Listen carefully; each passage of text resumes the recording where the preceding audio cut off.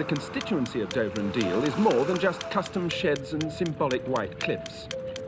There are 6,000 jobs which depend on the harbour alone, and doubts over the proposed Channel Tunnel still haven't dispelled fears of redundancy. That was a year after the UK joined the European Union.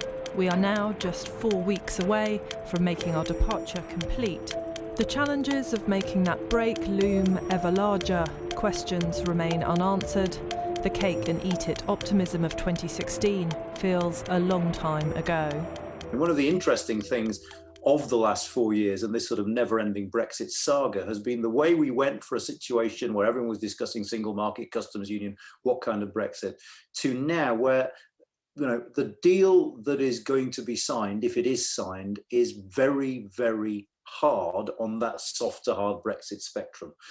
Very limited cooperation, nothing on foreign policy, very little we expect on services, a minimal free trade deal in goods with a few add-ons, which is very much the hard Brexit end of that spectrum. We still don't know on what basis we'll be trading with our largest partner from January.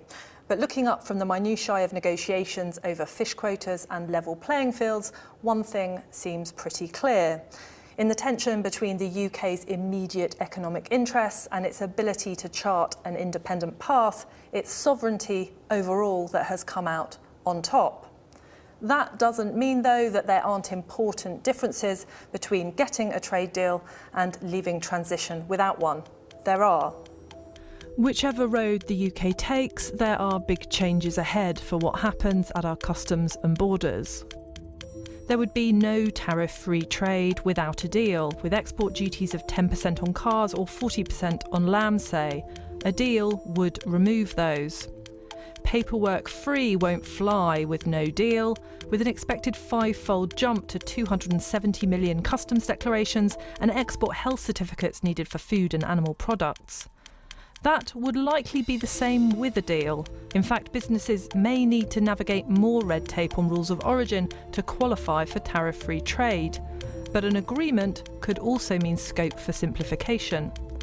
And the days of no border checks are also numbered. Customs and health checks will be needed with or without a deal, but again, an agreement could reduce the burden. I think a number of companies still think, and not only companies, but people in general think that a deal will provide frictionless trade. This is not the case. Whether we get a deal or not, we'll still have paperwork at the border, so we'll still have customs declarations and customs formalities and related checks. We're laying the tracks again in front of a moving train, and the train is moving very fast, and the deadline is approaching, and we still don't have everything we need to be ready. The real value of even a basic free trade deal, though, may come elsewhere. Customs cooperation under a deal could mean phasing in of requirements, information sharing, or perhaps even more time to get ready. Other agreements outside a trade deal on financial services or data, say, could also make for a smoother adjustment. And while the Northern Ireland Protocol comes into force with or without a deal, a trade deal should make it easier to implement. There is now real concern coming from some business and trade groups. I've seen a letter from 3 weeks ago from the British Ports Association to Michael Gove highlighting what they call an alarming lack of urgency from some parts of government and warning of a severe impact on trade, particularly in food. 4 weeks until a new chapter of UK trading history. A deal is hanging in the balance, and still calls are mounting for a grace period or adjustment period to allow more time to adapt. How many more weeks will it take to pin down how our relationship with the EU is really going to work? Helen Thomas there. We put this to the Cabinet Office, who told us they are making significant preparations, including investing £705 million in jobs, technology and infrastructure at the border, and will implement border controls in stages so that traders have time to prepare. Now, in a moment, I'll talk to the politicians. Bruno Bonnell, member of the French National Assembly for President Macron's En Marche party, and Conservative MP and long-time Brexit supporter Peter Bone. But first, John Shirley, the founder of an international freight forwarding company. John, you've been 28 years in the business there in Dover, 27 days now until this new fundamental system in how we trade. Are we ready? Why aren't we ready if we're not ready? Well, how can we put it?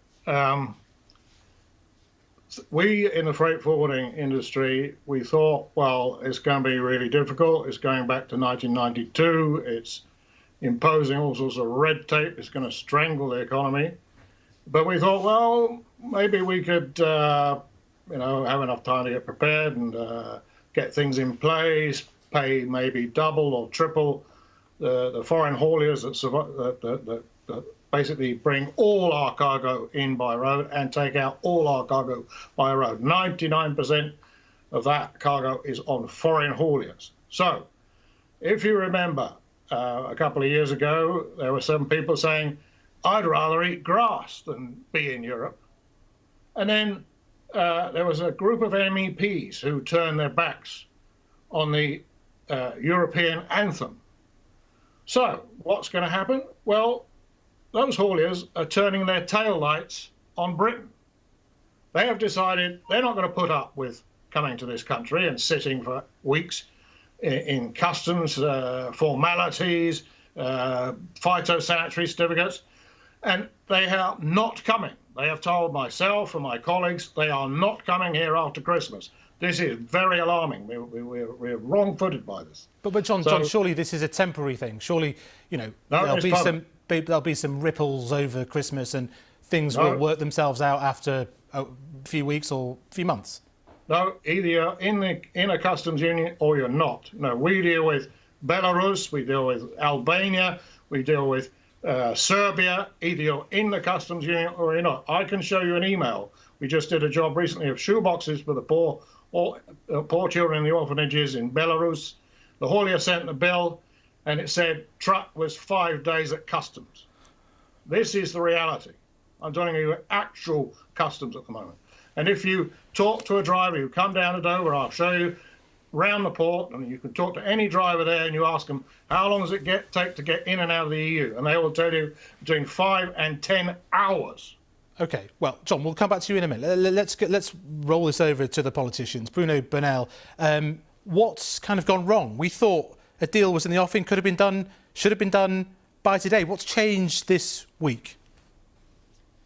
You know, I've been warning for months about the fact that being hard in the negotiation and never stopping the idea of hard Brexit as a threat would end up with a very difficult situation. What is happening now is that devil is in the details. And what the English side of the negotiation is willing to do is to cherry pick the trade, discussions. So basically, they want to sit on the fence, but you can't. We respect the decision, the sovereign decision of the UK people to go for a Brexit. So they have to choose one side of the fence. And you can't be on both sides. But they've chosen they want a Canada-style deal, a distant deal, a basic free trade agreement. That's exactly. The choice is pretty clear, isn't it? And why are you demanding that things should stay close in order to protect your industries?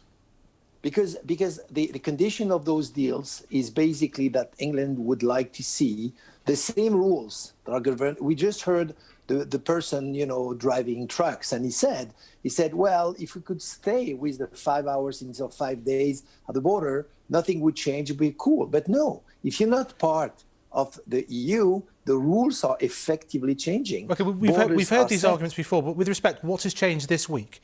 And is it the intervention, as we hear, of your government on this issue of fish, making over-the-top, last-minute pleas for fishing to be ongoing for years to come in our waters? I don't think that our government is tougher than any other government. We heard this on many of your newspaper. I think that Europe is basically protecting itself, saying that we believe that it's more important to respect our rules in Europe with the size of this continent rather than just going into a war. Because if we don't show that exiting Europe as a price on both sides, by the way, it's not fun for the for EU as well, right? Peter, but if we let don't me bring show in Peter Bone here. But Peter Bone, this is the moment when the German car makers and the Italian wine producers would come to the rescue. They're not coming, are they?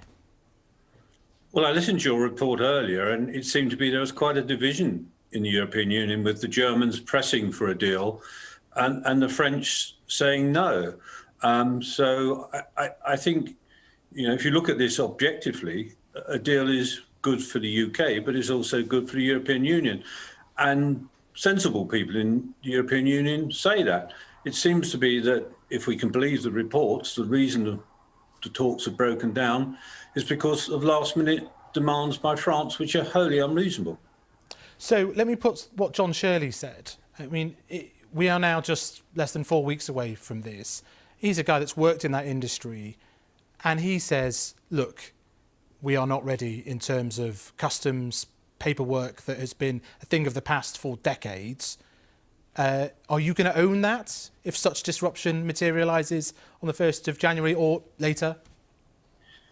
Well, I sit on the European committee that looks at the future relationship, the Select Committee, and we've taken evidence on this.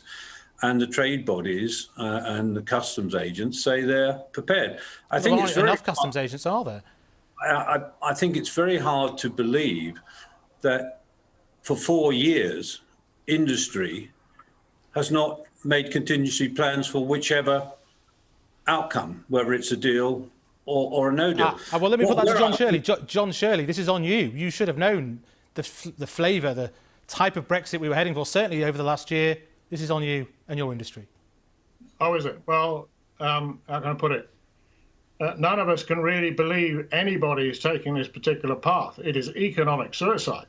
It's just absolute madness, to erect barriers to trade. And particularly in a big trading country like this one of 70 million people, it's just unbelievable. Should you not have been more prepared? Should you not have known we're leaving the single market? No. We're leaving the customs union. Been obvious for 12 months at least. Let's look at it from our point of view. So if we employed those 10,000 clerks on this side of the channel, would there be 10,000 employed on the other side of the channel? Because that is our entry and exit point from Europe, okay? And I don't see that happening. I've spoken to French agents over there. I asked them, are you working 24/7? They say, no, we're working 9 to 5, don't work weekends. That's not going to cope with 13,500 trucks a day with an average of 7 consignments. That's 95,000 customs entries a day. So, Peter Bone, right now, tonight, Prime Minister is facing a massive decision about how far to go to get a deal. What are you willing to accept in terms of a compromise with Ursula von der Leyen tomorrow? Well, I have complete confidence in Boris and David Frost. Since the election, they've done everything to deliver what the British people asked them for. And Boris will not come back to the British people with a bad deal. He'll either get a good deal, which is in our interest and also the EU's interest, or we'll have a no deal. So I have absolutely confidence in Boris, and I hope tomorrow that he'll be able to persuade the EU to do the deal that's been available for quite some considerable time. So he doesn't have to compromise at all, the Prime Minister? I don't think it's not about compromise. You can't give away the basic principles, A, of the referendum, of course, but B, of the general election, which returned the Conservative government with such a big majority. As I say, I've been looking at the WhatsApp... An oven-ready deal was the promise. Bruno Bonnell... Well, it is an oven-ready deal if the EU accept it, of course. The deal's in the oven, Bruno Bonnell. It's the French government that's coming with this notion of a veto at the last minute. What would you say to your President, Macron, about the compromises he would ask Ursula von der Leyen to make? I think that President Macron has been fairly consistent all along this discussion, whereas Mr. Boris Johnson has changed his mind. And what he's revealing now is all the major impacts on everyday life for a lot of workers on both sides of the channel. So it's clear that the concessions are coming probably from the side has been that is the most impacted by the situation. And in this case, I believe that effectively France should probably keep the stance of protecting the EU territory as strongly as we can. And I know it's not fun. I know it's going to impact a lot of people in the UK, some people in Europe, but we strongly believe that this choice that we have to respect has a price to pay. And you would accept a no deal if as well? Yeah, well, if worse come to worse, yeah, we'll go for a no deal, which is not probably the favorite choice of anyone. But again, you have to choose a size of the fence. Right. That's really where we're talking. Well, you cannot get the benefit. We must leave it there. Sorry? Thank you very much, Bruno Bonnell, Peter Bone, James Shirley. Not much sign of compromise there.